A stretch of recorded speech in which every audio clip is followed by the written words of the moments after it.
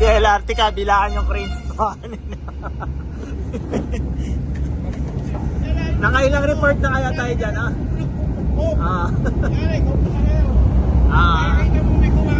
Sa gilid mo, no?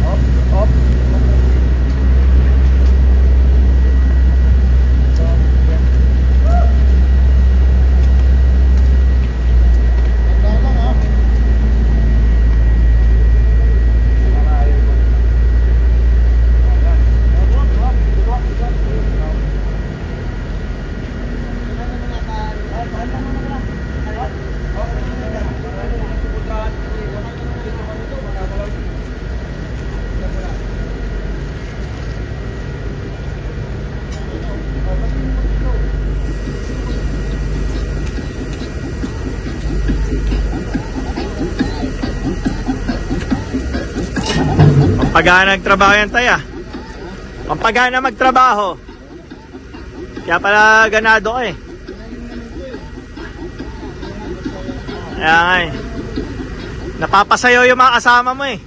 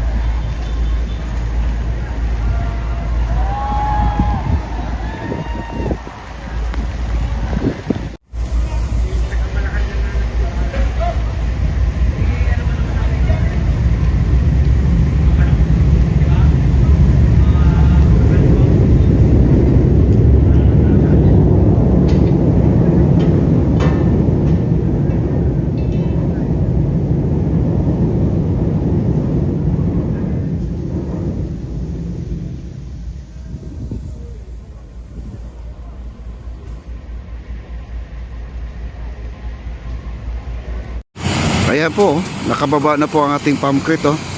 Nakatutok na po sila doon sa file cap ng base 1, no? Ang base 2 natin ay kinukumpuni pa. Naglalagay po sila ng anchor. Oh, kasi may mga guide mo ang ating anchor, guys. Hindi ko lang alam kung sila ay nagbuhos lang. Medyo malayo tayo, guys, ha.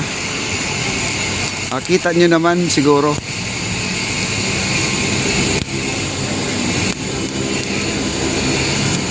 Yan, abangan po natin yung pagbuhos, guys.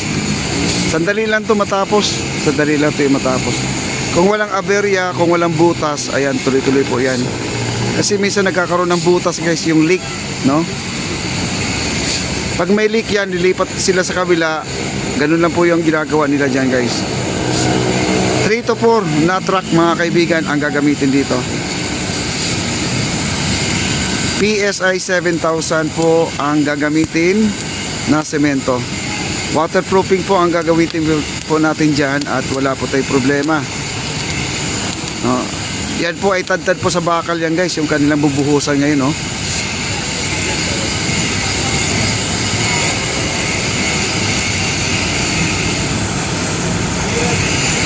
Abangan po natin ang pagbuhos. Ayan, no, nagbuhos na sila, guys, oh, yan, oh.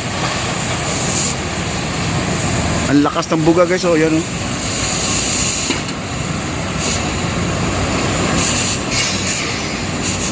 Ayan, nagbuhos na po, guys. Kita nyo?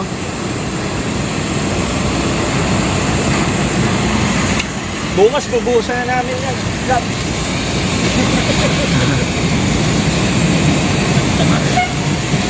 Ayan, binuhusan na po, guys. Ayan, oh.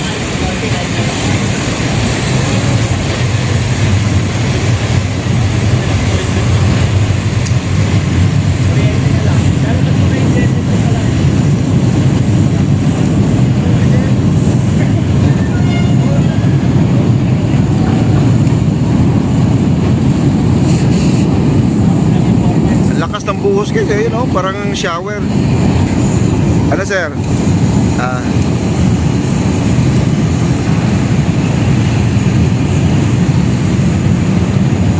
Lakas ng buhos, guys, oh, ayun, oh. Bali sa isang isang truck kalahati yan, guys, ang mailalagay dyan sa isang file cap.